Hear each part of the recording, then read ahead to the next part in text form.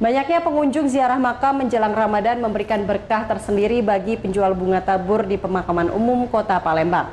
Salah satu tempat pemakaman umum Nagaswida.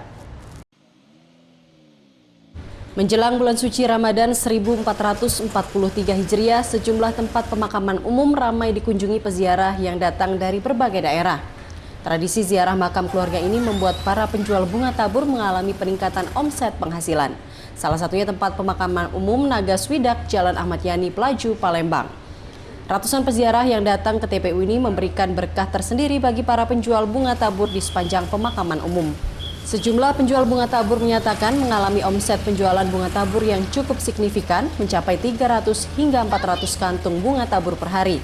Sementara di hari biasa mereka hanya mampu menjual puluhan kantung bunga tabur saja per hari. Satu kantung bunga tabur ini dijual dengan harga Rp5.000 hingga Rp10.000. Biasanya berapa banyak sudah terjual, Bu? Apalah, kadang 400, 300 sehari.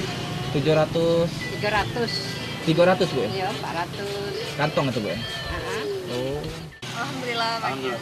Mungkin satu kantongnya ini kembangannya berapa deh dijual? Ini tuh 3-10. 310 deh? Ya.